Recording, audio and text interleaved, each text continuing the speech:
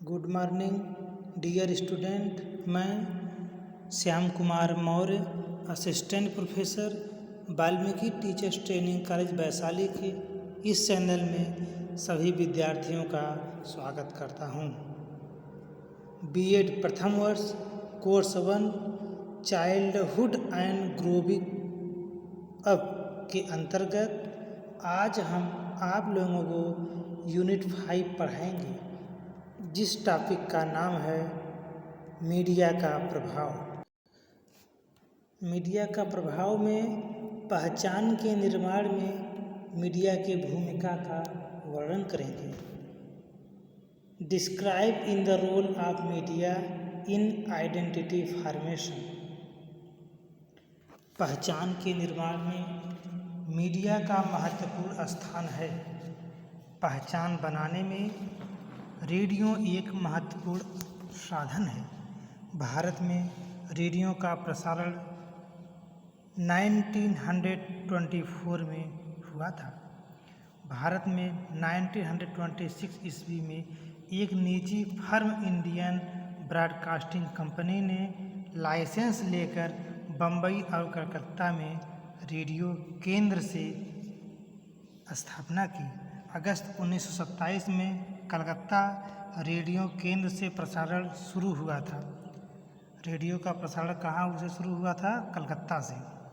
प्रसारणों में जनता की रुचि को देखते हुए भारत सरकार ने 1930 में भारतीय प्रसारण सेवा रख दिया। इसका जो नाम है रेडियो का भारतीय प्रसारण सेवा रख दिया गया। कुछ देशी रियासतों ने ट्रावणकोर, बड़ौदा, हैदराबाद, इन सभी ने रुचि दिखाई। 1935 में मैसूर में राज गोपाल स्वामी की देखरेख में बने रेडियो केंद्र का नाम आकाशवाणी रखा गया।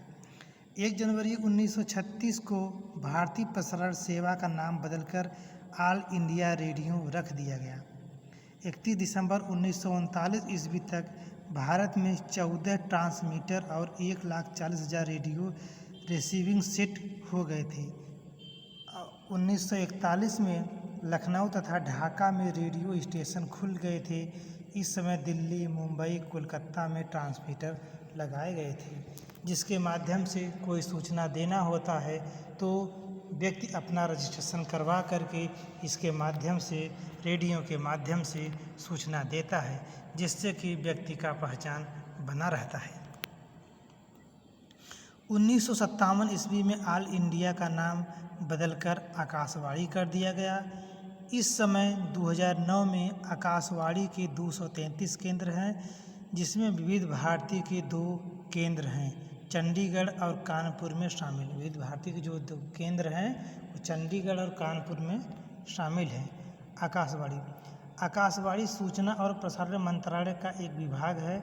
आकाशवाणी का सर्वोच्च अधिकारी महानिदेशक होता है, जो अपने विभाग के सभी कार्यों के लिए सूचना मंत्री तथा सूचना का और प्रसारण मंत्रालय के प्रति उत्तरदायी होता है। आकाशवाणी के 3 प्रमुख अंग हैं: कार्यक्रम, इंजीनियरिंग, प्रशासन। महानिदेशक प्रसारण के इन तीनों अंगों का प्रधान होता है।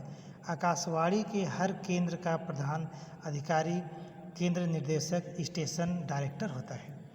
आकाशवाणी के कार्यक्रमों का सबसे प्रमुख अधिकारी प्रोग्राम एग्जीक्यूटिव कार्यक्रम के अधिकारी होता है। संगीत, नाटक, नृत्य रूपक, औद्योगिक तथा युवा कार्यक्रम के लिए अलग अलग प्रोग्राम एग्जीक्यूटिव होती हैं। कृषि कार्यक्रमों को तैयार करना, उनका प्रशासन करवाने की जिम्मेदारी रेडियो फर्म के अधिकारी की होती है। प्रसारण सेवा तथा समाचार सेवा प्रभाग में कई समाचार संपादक, सहायक समाचार संपादक, संवाददाता, समाचार वाचक, अनुवादक होते हैं।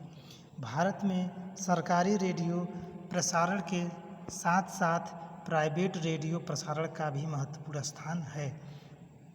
मनोरंजन के लिए प्राप्त लाइसेंस बिग एफएम, रेडियो मिर्ची इत्यादि रेडियो देश भर में क्षेत्रीय स्तरों पर बहुत सफलता पाई है। समाचार के लिए भी स्वतंत्र रेडियो को लाइसेंस मिलने की बात चल रही थी और मिल भी गई है। यह रेडियो के लिए फिर भी एक नई क्रांति है जिसके द्वारा हम प्रचार प्रसार का माध्यम को अपनाते हैं। दूरदर्शन। पहचान के निर्माण में दूरदर्शन का भी महत्वपूर्ण स्थान है। दूरदर्शन पर अपना प्रभाव दिखाने वाले पात्र अपना पहचान बनाते हैं। दूरदर्शन पर देखना एवं सुनना दोनों क्रियाएं साथ साथ होती है।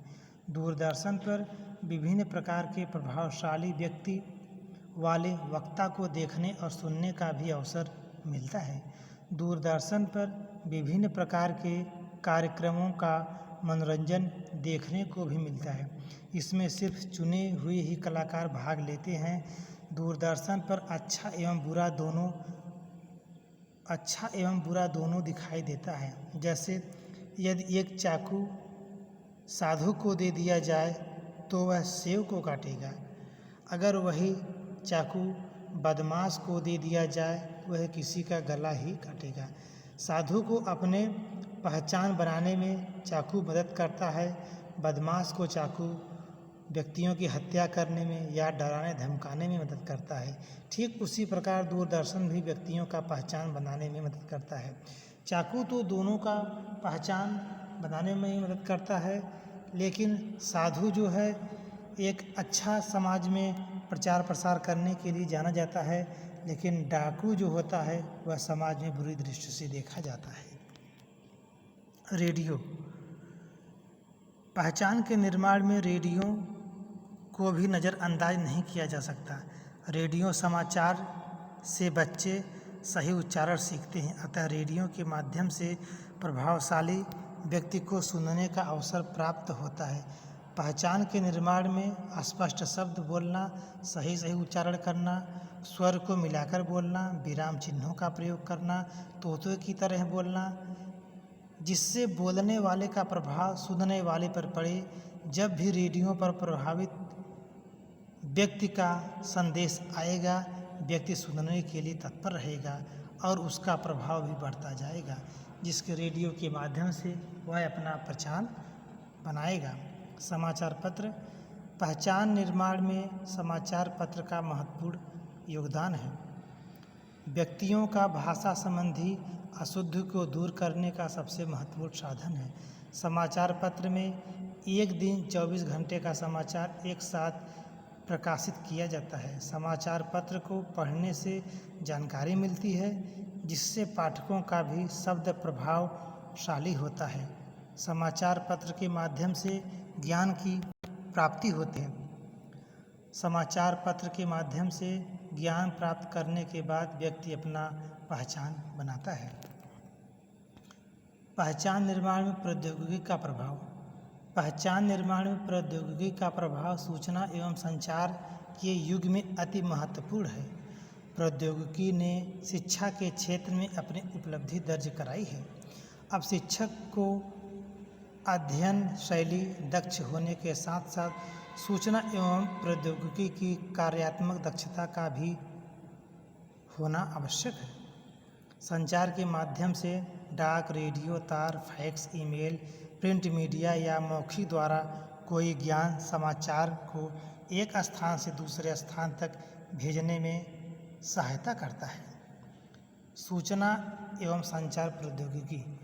संचार प्रौद्योगिकी का अभिप्राय शिक्षण एवं अनुदेशन प्रक्रिया में है। संचार प्रौद्योगिकी का सार्थक प्रयोग है। परंपरागत शिक्षा प्रणाली में आधुनिक संचार प्रौद्योगिकी जहां कक्षागत शिक्षण को अधिक प्रभावी और सहज बनाया जा सके, वहीं दूसरी ओर दूरस्थ शिक्षा प्रणाली में शिक्षक तथा छात्रों के बीच भौगोलिक दूरी के अधिक होने के कारण शिक्षार्थियों तक अधिगम सामग्री पहुंचाने के लिए विभिन्न प्रकार के आधुनिक संचार माध्यमों का प्रयोग किया जाता है। इस तरह प्रौद्योगिकी छात्र एवं शिक्षक दोनों को अपना अपना पहचान बनाने में महत्व रखता है या मदद करता है। तो आज का यह मेरा टॉपिक समाप्त होता है। हम पुनः एक नए टॉपिक के साथ उपस्थित होंगे। तब तक के लिए धन्यवाद।